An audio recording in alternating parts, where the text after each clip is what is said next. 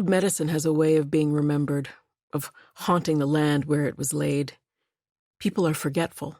Medicine is not.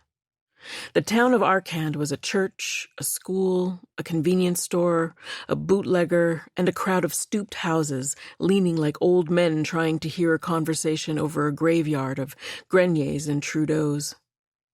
Sundays were for God, though most people prayed out on the lake, casting Hail Marys with their fishing lines into the green water, yelling to the sky when they didn't get lucky, or when they did.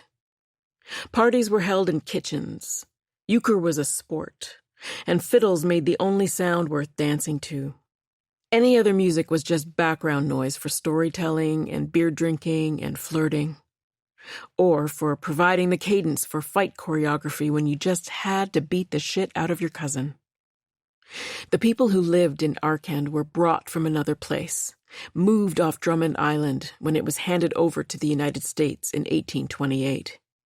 They were half-breeds, the children of French voyageurs and First Nations mothers and Métis people who had journeyed from Manitoba. The new colonial authorities wanted the land, but not the Indians, so the people were bundled onto ships with their second-hand fiddles and worn soft boots. They landed on the rolling white sands of the Georgian Bay and set up their new homes across from the established town that wouldn't welcome them. At first they were fine on their own, already flush with blacksmiths and hunters, fishermen, and 100 small children to toss stones into Lake Huron.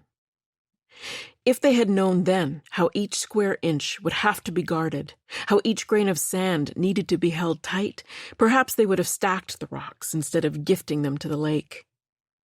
Over the years, without treaty and without wealth, the half-breeds were moved away from the shorelines where million-dollar cottages were built in a flurry of hammers on lumber, so many at one time it was as if the shore was standing to an ovation. Family by family, the community was pushed up the road. Catholic by habit, they prayed on their knees for the displacement to stop, for the Jesus to step in and draw a line between the half-breeds and the new people. Those among them who carried medicine also laid down coarse salt as protection against the movement. This salt came from the actual bones of one particular Red River family who drew their own boundaries when the hand of God did not reach down to do it for them.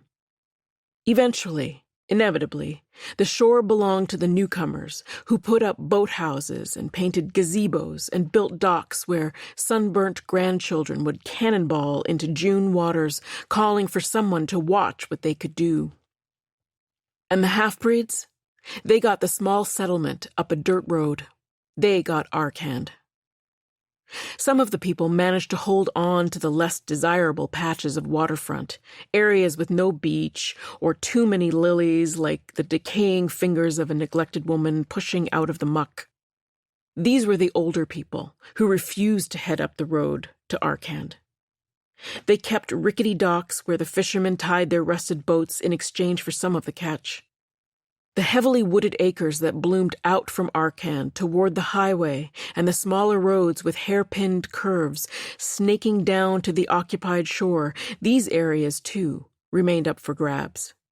In any half-breed home, there were jars of coins and a wistful plan to buy back the land 1 acre at a time, if need be.